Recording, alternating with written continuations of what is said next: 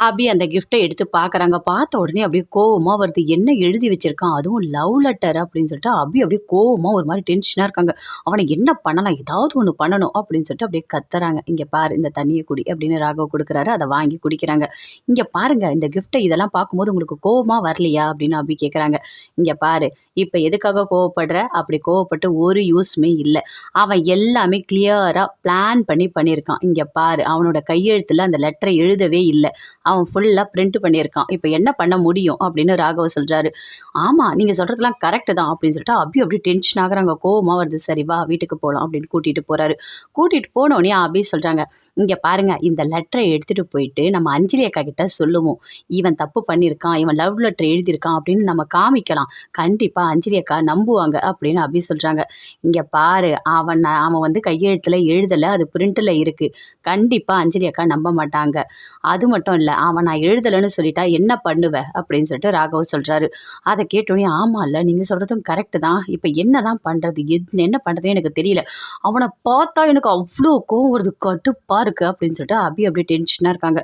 ராகவ் அப்படியே போறாரு. அப்ப அபி எழுந்து வராங்க. சரி நம்ம அவன்கிட்ட போய் நேராவே கேட்கலாம் அப்படின்னு சொல்லிட்டு வெளிய வராங்க. கார்டன்ல அவர் நின்னுட்டு இருக்காரு. அப்படியே கிட்ட வந்து அந்த லெட்டர காட்டுறாங்க. அப்படியே வாங்கி பார்க்குறாரு முரளி. பார்த்தோனே அப்படியே ஷாக் ஆகுறாரு. நாம எழுதுன லெட்டர நமக்கே குடுக்குறாளா? அப்படின்னு சொல்லிட்டு. "இங்க பாருங்க இது தெரியுதா?" அப்படின்னு ரிங்க காட்டுறாங்க. 2த்தையுமே பார்க்குறாரு. தெரியலையே. யாரோ யாருக்கோ லவ் லெட்டர் எழுதியிருக்கா மாதிரி இருக்கு" அப்படின்னு முரளி சொல்றாரு. "ஓ! அப்படியா? அப்ப இந்த லெட்டருக்கும் உங்களுக்கும் எந்த சம்மந்தமும் இல்லையா?" அப்படின்னு அபி கேட்குறாங்க. "இத பத்தி உங்களுக்கு எதுவுமே தெரியலையா?" அப்படின்னு கேட்குறாங்க. எனக்கு எதுவுமே தெரியலையே" அப்படின்னு முரளி சொல்றாரு. அப்படியே கடுப்பாகுறாங்க. "டேய்! நீ எப்படியாப்பட்ட கிரிமினல்னு எனக்கு தெரியும்டா. நீ மாட்டுவடா. உன்ன விடவே மாட்டேன்" அப்படின்னு சொல்லிட்டு அபி அப்படியே டென்ஷனா பார்த்துட்டு இருக்காங்க. எவ்ளோ திமிரு இருந்தா எப்படி ஏமாத்துறான் அப்படின்னு சொல்லிட்டு. அதுக்குள்ள ராகவ் அப்படியே சுத்தி சுத்தி தேடுறாரு. எங்க போயிருப்பா அபி? காணுமே அப்படின்னு சொல்லிட்டு. அப்படியே தேடிட்டே வராரு. வந்தா 2 பேருமே சேர்ந்து பேசிட்டு இருக்காங்க. இங்க பாருங்க, அங்க ராகவ் வராரு. நீங்களும் நானும் சேர்ந்து பேசிட்டு இருக்கிறத பார்த்தா ஒரு தேவையில்லாத டென்ஷன் ஆவாரு. நீங்க போங்க அப்படின்னு முரளி சொல்றாரு. அத கேட்டோனே அப்படியே அபிக்கு கோவமா வருது. "டேய் நீ சரியான ஃப்ராடுடா நீ" அப்படின்னு சொல்லிட்டு அப்படின்னு பேசிட்டு இருக்காங்க. ராகவ் அப்படியே கத்துறாரு. "அபி அங்க என்ன பண்ணிட்டு இருக்க? வா" அப்படின்னு கூப்பிடுறாரு. அப்படியே வராங்க. இவரு வேற இந்த முரளிகிட்ட பேசி ஏதாவது ஒரு உண்மைய வாங்கலாம்னு நான் நெனச்சேன். அதுக்குள்ள இவரு வந்து சொதப்பிட்டாரு. ஐயோ! கடவுளே! எனக்கு வர கோவத்துக்கு என்ன பண்றதுன்னே தெரியல அப்படின்னு சொல்லிட்டு அப்படியே டென்ஷனா போறாங்க. போன உடனே அங்க ராகவ் கேட்குறாரு. "என்ன என்ன பண்ணியிருக்க அபி? நான் உன்கிட்ட என்ன சொன்னேன்? அவன்கிட்ட போய் எதுவும் கேட்காதன்னு சொன்னேன். என் பேச்ச கேட்காம நீ பாட்டு போய் அவன்கிட்ட கேட்குற. அவன் ஏதாவது உண்மைய ஒத்துக்கினானா? எதுவுமே பண்ண மாட்டான். அவன் ஃப்ராடு அவன். எல்லாமே எனக்கு தெரியும். நீ எதுக்காக இப்படி பண்ணிட்டு இருக்க?" அப்படின்னு ராகவ் அப்படியே கத்துறாரு. "இல்ல, இல்ல. அதெல்லாம் ஒண்ணும் இல்ல. நான் கேட்கும்போது அவனோட அந்த ஃபேஸ் அப்படியே திருட்டு மூஞ்சி அப்படியே மாறுச்சு. கண்டிப்பா அவன்கிட்ட இருந்து ஏதாவது ஒரு உண்மைய நான் வாங்கியிருப்பேன்" அப்படின்னு அபி சொல்றாங்க. "இங்க பாரு, அவன் எல்லாமே பிளான் பண்ணி பண்ணிட்டு இருக்கான். அவன்கிட்ட போய் நீ உண்மைய வாங்குவியா?" அப்படின்னு ராகவ் அப்படியே டென்ஷனா சொல்லிட்டு இருக்காரு. "இல்ல, அவனும் நானும் பேசிக்கிட்டு இருக்கிறத பார்க்கும்போது உங்களுக்கு ஈகோ. அதனால தான் கத்தி கூட்டிட்டு வந்துட்டீங்க" அப்படின்னு அபி சொல்றாங்க. "என்னது ஈகோவா? இங்க பாரு அபி, நீ தேவையில்லாதெல்லாம் பேசிட்டு இருக்காத. என்ன கோவப்படுத்தாத. கொஞ்சம் பொறுமையா இரு. அவன் எல்லாமே பிளான் பண்ணி பண்ணியிருக்கான்னு சொல்றேன். மறுபடியும் மறுபடியும் போயிட்டு நான் அவன்கிட்ட பேசுவேன்னு சொல்றேன். இனிமே போகாத, பேசாத. ஏதாவது ஒரு வாய்ப்பு கிடைக்கும். கண்டிப்பா அவன் மாட்டுவான்" அப்படின்னு ராகவ் சொல்றாரு. "ஆமா, ஆமா. நீங்க சொல்றதெல்லாமும் கரெக்ட் தான். ஆனா எனக்கு கோவம் அடக்க முடியல. எனக்கு கோவமா வருது. இங்க பாருங்க, நீங்க என்ன பண்றீங்க? அவனோட கைய அப்படியே புடிச்சுக்குங்க. பின்னாடி அப்படியே புடிச்சுக்கோங்க. அவன் தலையிலேயே அப்படி நங்கு நங்கு நங்கு நங்குன்னு ஒரு 1000 கொட்டு கொட்டுறேன். அப்படியே அவன் வாய உடைக்கிறேன். அப்படியே போட்டு குத்துறேன். இஷ்டத்துக்கு போட்டு அடிக்கணும். அப்ப கூட என் ஆத்திரம் தீராது" அப்படின்னு அபி சொல்றாங்க. "இங்க பாரு அபி, பொறுமை பொறுமை. இரு இரு. நீ இன்னும் கூட ஒரு 1000 கொத்து சேர்த்து கூட குத்து. ஒண்ணும் பிரச்சனை இல்ல. உனக்குள்ள என்ன இவ்ளோ கோவம் இருக்கு? அபி நீ நல்லவன்னு எனக்கு தெரியும் அபி. நீ என்கிட்ட நிரூபிக்கணும்னு எந்த ஒரு அவசியமும் இல்ல" அப்படின்னு சொல்லிட்டு ராகவ் மனசுக்குள்ளேயே நினைக்கிறாரு. "அவன் சரியான ஃப்ராடு. நீங்க சொல்றதெல்லாம் கரெக்ட் தான். அந்த லெட்டர் அவன் பிரிண்ட் பண்ணியிருக்கான். அதனால எதுவுமே பண்ண முடியாது" அப்படின்னு சொல்லிட்டு அபி, ராகவ் 2 பேருமே சேர்ந்து சந்தோஷமா பேசிட்டு இருக்காங்க. அப்படியே முரளி அப்படியே கடுப்பா அப்படியே அப்படியே நின்னுட்டு இருக்காரு. சுந்தரி பார்த்துட்டு வராங்க. "என்ன இங்க பெரிய ஒரு மாநாடே நடந்திருக்கு போல" அப்படின்னு கேட்குறாங்க. "ஆமா அத்த, ஆமா. ஒரு எவிடன்ஸ் அவங்க கையில கிடைக்காம போயிடுச்சு" அப்படின்னு சொல்றாரு முரளி. "என்னது அது? எவிடன்ஸ்னா என்னது?" அப்படின்னு சொல்லிட்டு சுந்தரி கேட்குறாங்க. "அதுவா ஒன்றும் இல்லை. நான் அபிக்கு லவ் லெட்டர் எழுதினேன். நல்ல வேலை அதை என் கையெழுத்துல எழுதாம பிரிண்ட்டில் எடுத்தேன். நான் மாட்டாமல் போயிட்டேன் அப்படின்னு சொல்கிறாரு.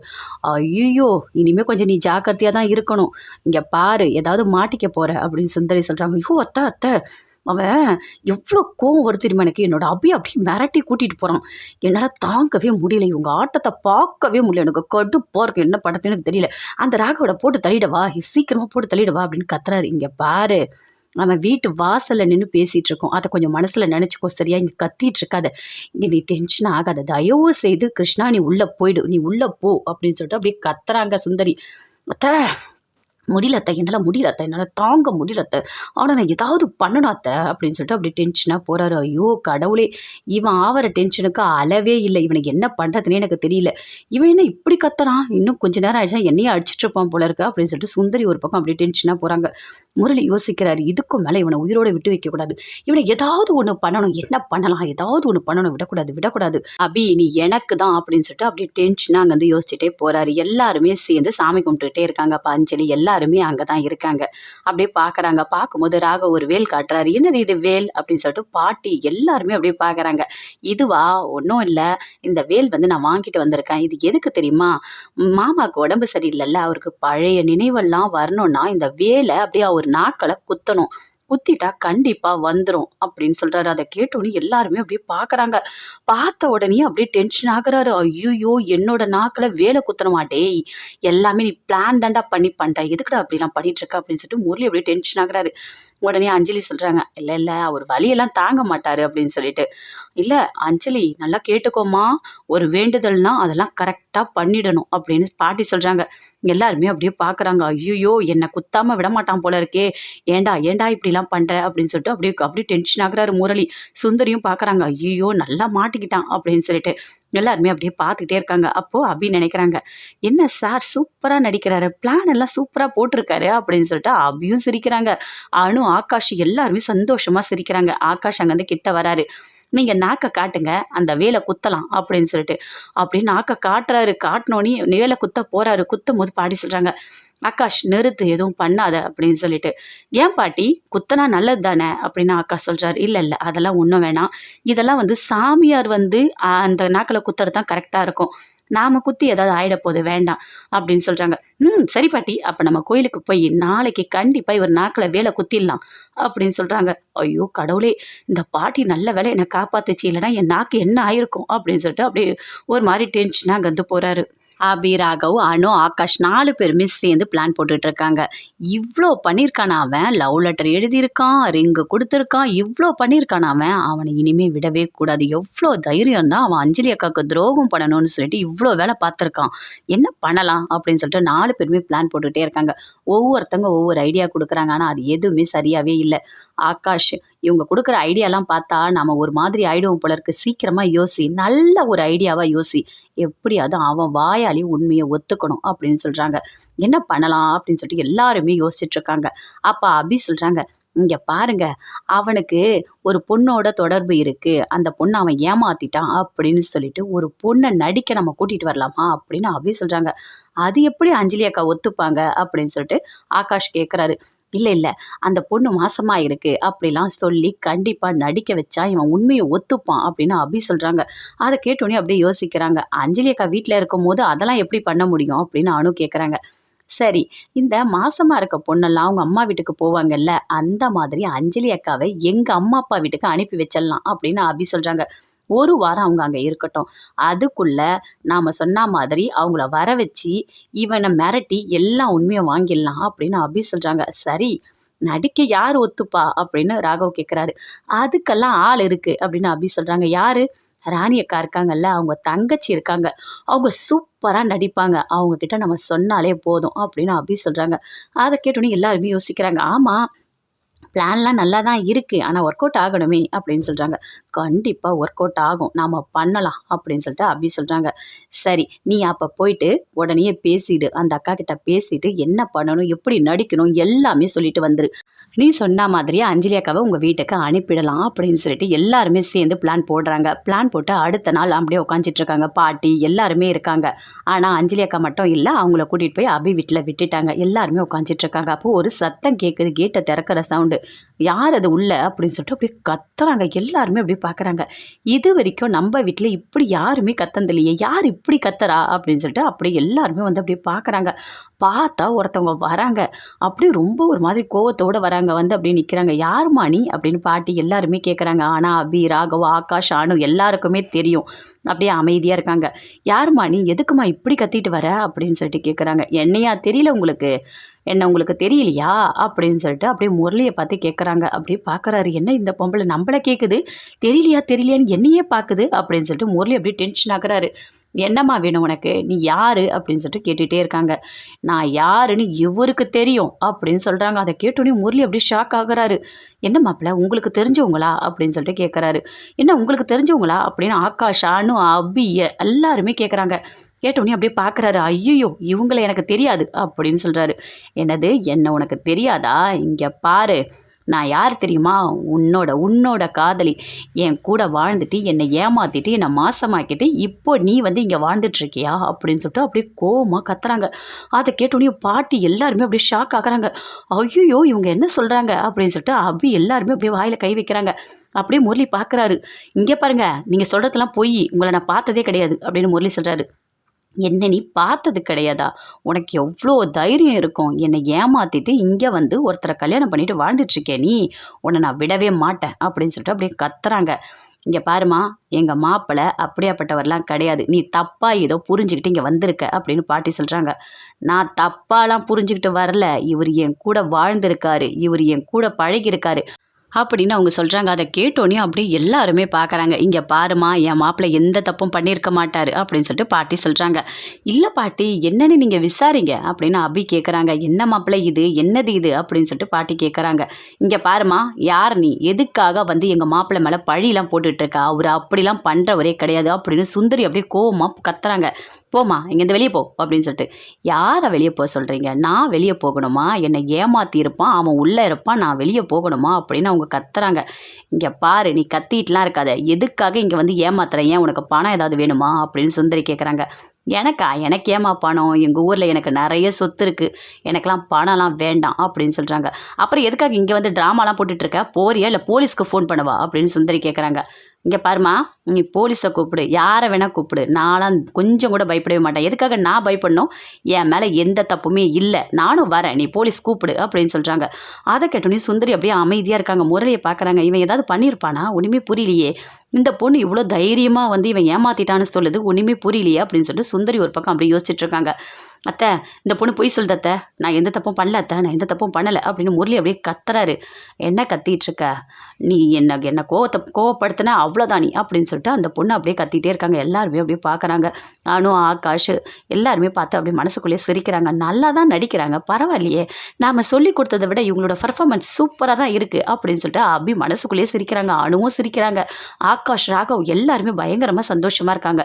ராகவ் கேட்குறாரு, இங்கே பாருங்கள், இவங்க சொல்கிறதெல்லாம் உண்மையா, எதுக்காக நீங்கள் இப்படிலாம் பண்ணீங்க அப்படின்னு ராகவ் கேட்குறாரு. இங்கே பாருங்கள், நான் தான் எதுவுமே பண்ணலைன்னு சொன்னேன், நான் பண்ணுறேன்னு கேட்டுட்ருக்கீங்க அப்படின்னு சொல்லிட்டு முரளி அப்படியே கத்துறாரு. இரு ராகவ், நீ டென்ஷன் ஆகாதா, புரியுதா, கொஞ்சம் பொறுமையாக இரு, நம்ம வீட்டு மாப்பிள்ளையே நாமளே சந்தேகப்படக்கூடாது, புரியுதா அப்படின்னு பாட்டி சொல்கிறாங்க. இல்லை, சந்தேகத்துக்காக நான் கேட்கல, இவங்க வந்து இப்படி கத்துறாங்களே, ஆதாரம் இல்லாதவா இப்படி கத்துவாங்க அப்படின்னு ராகவ் சொல்கிறாரு.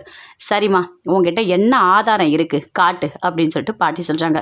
ஆதாரம் என்னம்மா இருக்குது, ஆதாரம் பழகும் போது என்ன ஆதாரத்தை வச்சுக்கிறது, என் மனசாட்சி தான் அப்படின்னு சொல்கிறாங்க.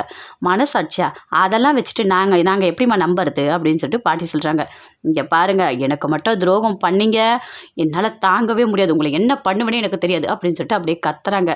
இங்கே பாருமா, நீ யாருன்னு எனக்கு தெரியாது, போமா வெளியே அப்படின்னு சொல்லிட்டு முரளி சொல்கிறாரு. அதெல்லாம் என்னால் போக முடியாது, நான் இங்கே தான் இருப்பேன், நீங்கள் உண்மையை ஒத்துக்கிற வரைக்கும் இந்த வீட்டை விட்டு ஒரு அடி கூட நான் நகர மாட்டேன் அப்படின்னு சொல்கிறாங்க. அதை கேட்டு எல்லாருமே அப்படியே பார்க்குறாங்க.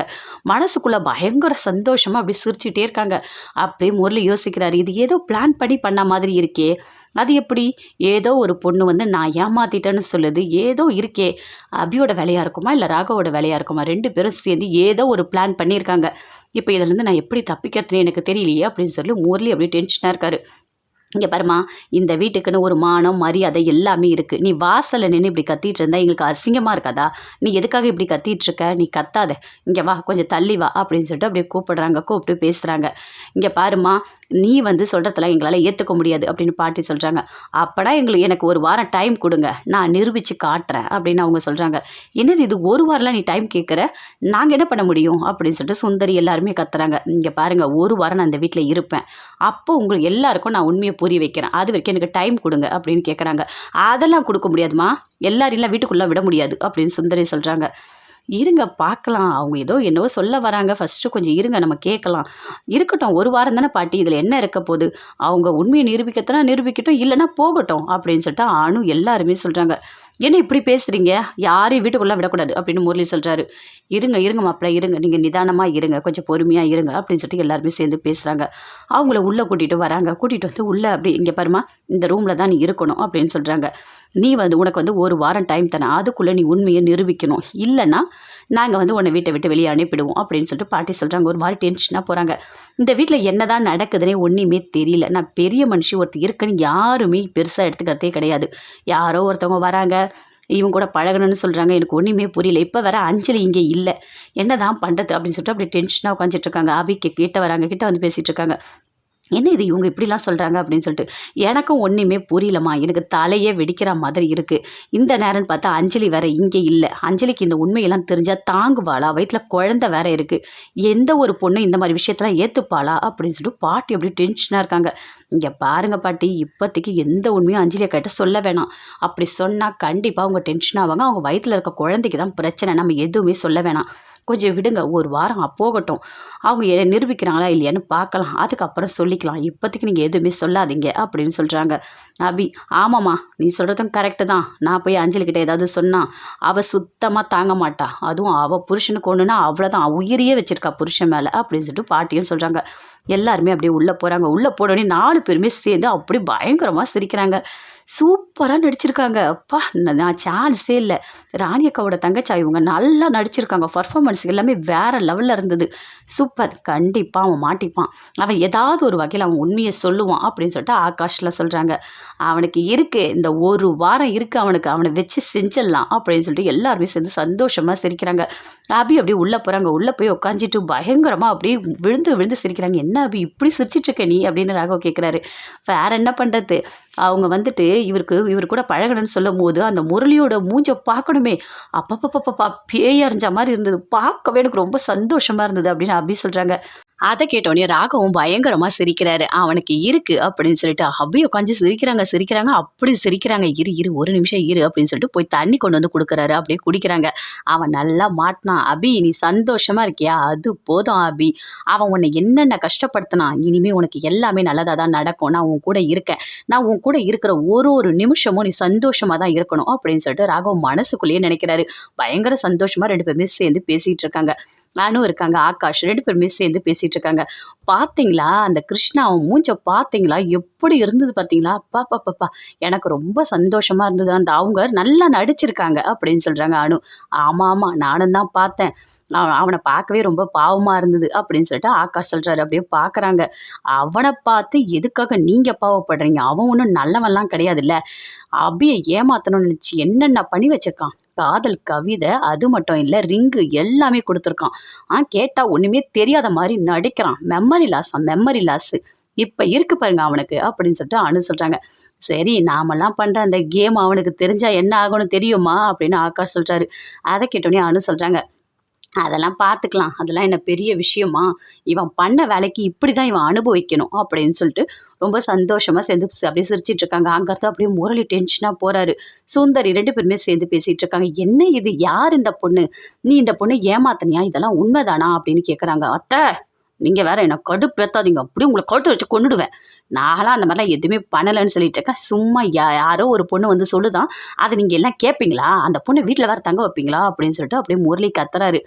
யாரோ பிளான் பண்ணியிருக்காங்க அத்தை, பிளான் பண்ணி என்னை நல்லா மாட்ட வச்சுருக்காங்க, எனக்கு ஒன்றுமே புரியல அப்படின்னு சொல்லி முரளி சொல்கிறாரு. ஐயோ, என்ன முரளி, ஒன்றுமே எனக்கு தெரியல, யாரும் பிளான் பண்ணாங்களா, யார் அப்படின்னு சுந்தரி கேட்குறாங்க. வேற யார், இந்த அபி ராகவ் 2 பேரும் சேர்ந்து தான் ஏதாவது பிளான் பண்ணியிருப்பாங்க அப்படின்னு சொல்லிட்டு அப்படியே முரளி சொல்கிறாரு. ஐயோ, இப்போ என்ன பண்ண போகிற, ஒன்றுமே புரியலையே அப்படின்னு சொல்லிட்டு சுந்தரி சொல்கிறாங்க. நான் பார்த்துக்கிறேன் அத்தை. இனிமே ஒரு நாளும் 1 மணி நேரம் எல்லாமே பார்த்து தான் பண்ணணும். ஏன்னா என்ன மாட்ட வைக்கிறதுக்கு பிளான் போட்டுட்டாங்க. நான் மாட்டிக்கவே கூடாது. எந்த காரணத்த கொண்டும் நான் மாட்ட மாட்டேன் அத்தை. கண்டிப்பா நான் தப்பிச்சுடுவேன். நானே ஒரு கிரிமினல். என்கிட்டயே இவங்க பிளான போடுறாங்களா? கண்டிப்பா எதுவுமே நடக்காது." அப்படின்னு சொல்றாரு முரளி. "சரி, சரி. நீ கொஞ்சம் உஷாரா இரு. ஆனா ஒண்ணு டென்ஷன் மட்டும் ஆகாத. டென்ஷன் ஆனேன்னு வச்சுக்கோ, ஒரு விஷயம் கூட நடக்காது. புரிஞ்சுக்கோ." அப்படின்னு சுந்தரி சொல்றாங்க. டென்ஷன் ஆகாம எப்படி இருக்க முடியும்? இதெல்லாம் பார்க்கும்போது எனக்கு அப்படியே அவ்ளோ கோவம் வருது." அப்படின்னு சொல்லிட்டு முரளி சொல்றாரு. "சரி, சரி. நான் நல்லா சொல்றத கேட்டுக்கோ. நீ கோவப்படாத. கோவப்பட்டா ஒரு விஷயம் கூட பண்ண முடியாது. நிதானமா இரு. எல்லாத்தையுமே கரெக்ட்டா ஹேண்டில் பண்ணு. எந்த காரணத்த கொண்டும் நீ மாட்டக்கூடாது." அப்படின்னு சுந்தரி சொல்றாங்க. "நான் பார்த்துக்கிறேன் அத்தை." அப்படின்னு சொல்றாரு முரளி. அப்படியே அங்கேருந்து போறாங்க. ஐய்யயோ! இவனுக்கு என்ன இவ்ளோ பெரிய கஷ்டத்த குடுத்துருக்காங்களே! என்ன பண்ணுவான் இவன்? மாட்டுவானா? மாட்ட மாட்டானா? அப்படின்னு சொல்லிட்டு சுந்தரி டென்ஷனா போறாங்க.